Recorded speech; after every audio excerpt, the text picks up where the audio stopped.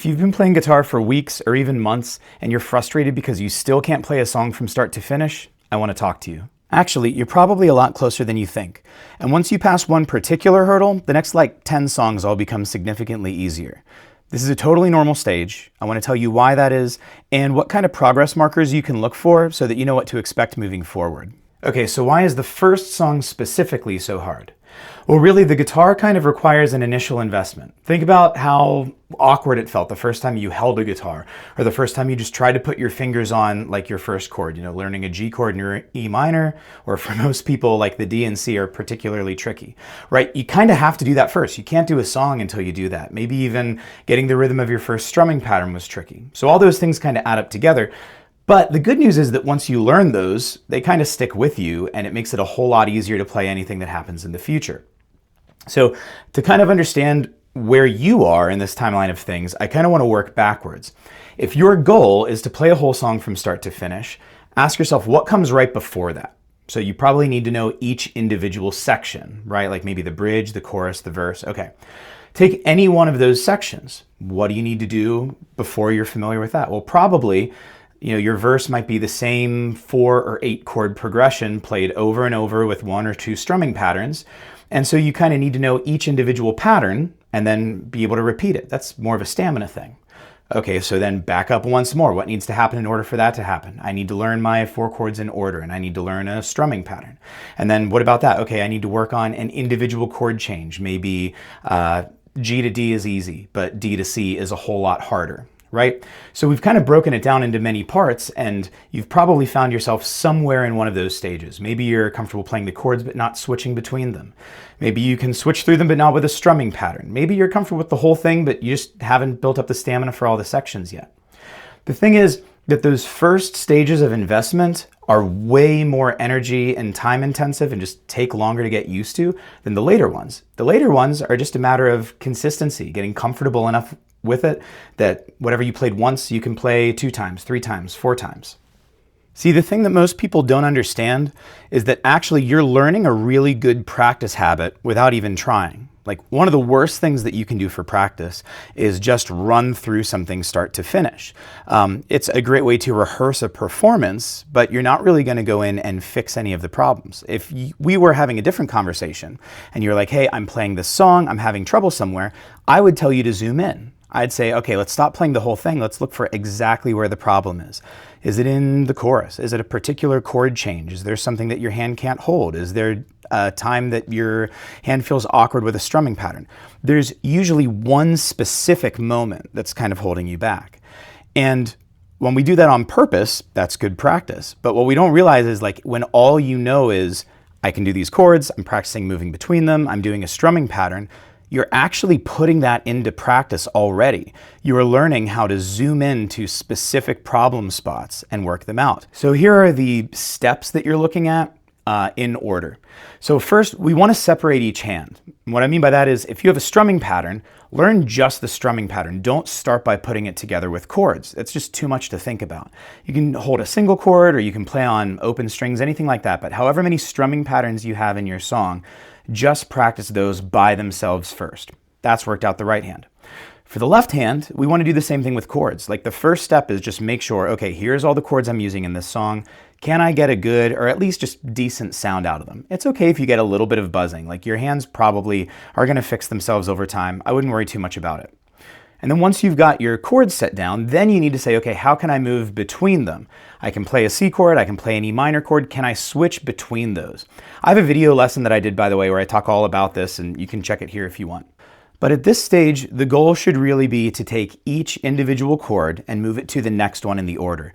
If your song goes G, D, E minor, C, practice G to D a couple of times over and over. Practice D to E minor over and over. Just do each one. Don't do it with a strumming pattern once. Just kind of play it once and get your fingers used to where they're going.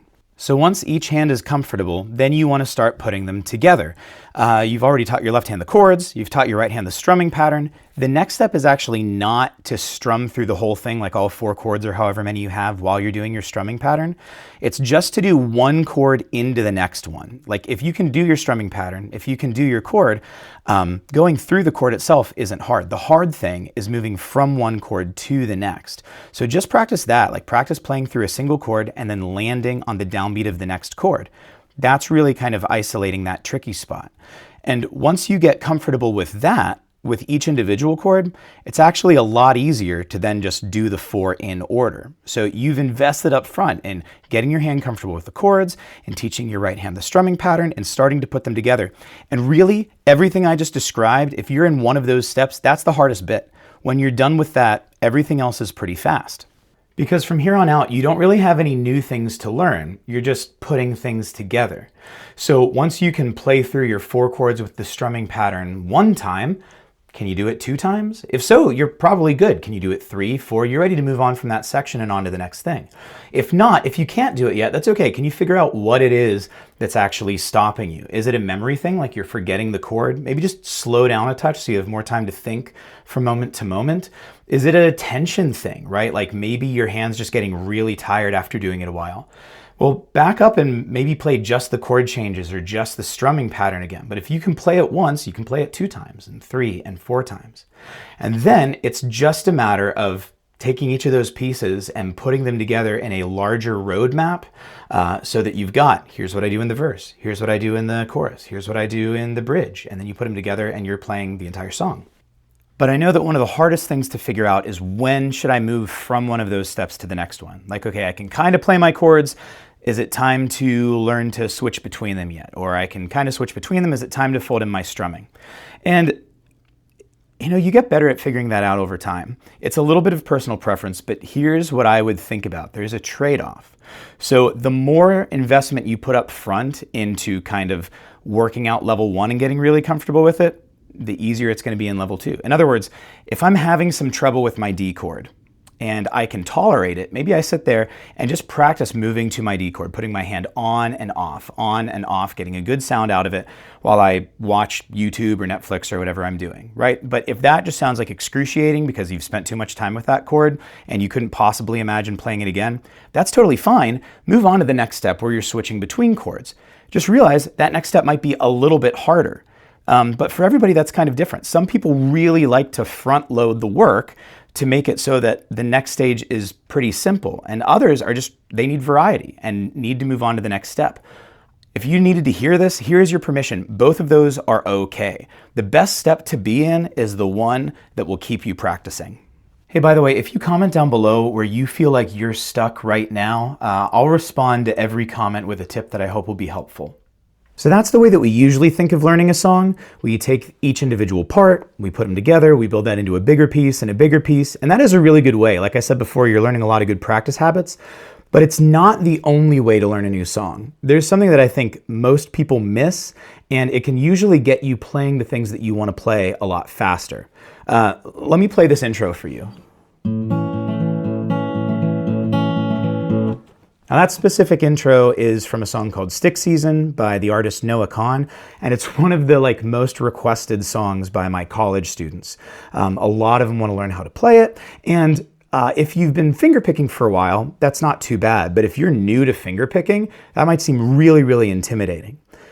The thing that we can do here is we can keep asking the question, what if it was one step simpler?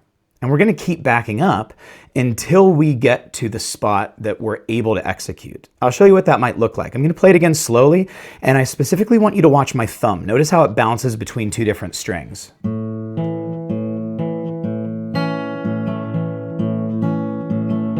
Forget about the other fingers for now. Did you see the thumb moving? What I want to do next is, what if I just kept the thumb instead on the bottom string?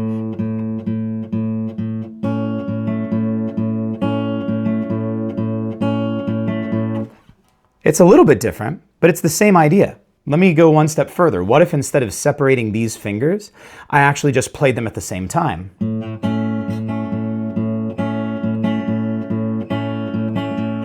And then what if I went one step further and I wasn't even finger picking it? What if I just strummed it?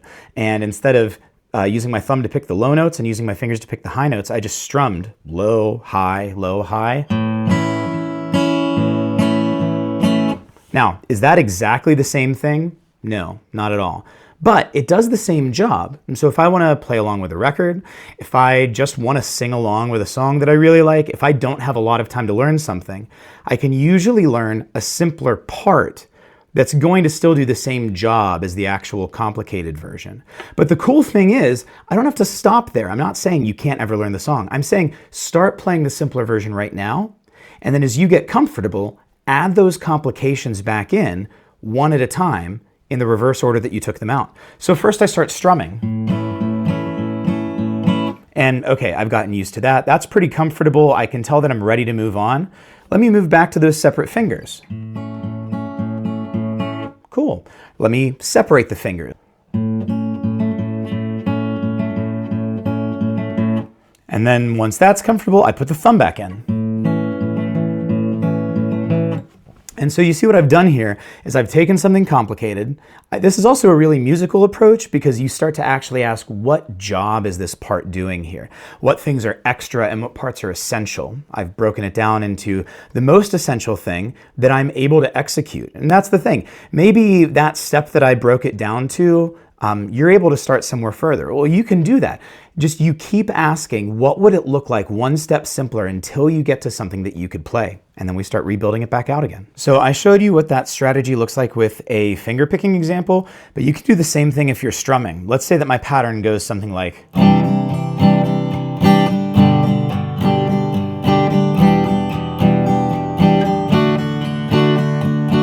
and that's not really comfortable for me yet. I don't need to strum every single one of those chords. I can just play.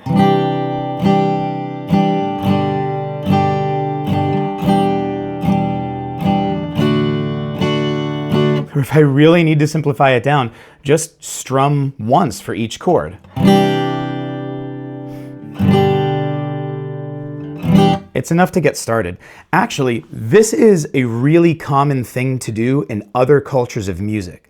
So a really good friend of mine was an ethnomusicologist, which is a cool title that means he traveled around the world studying the way that other cultures use music. And one of the things that he learned from like some of the places like Spain, where there's a flamenco culture, is that kids start playing with professional bands from a really early age.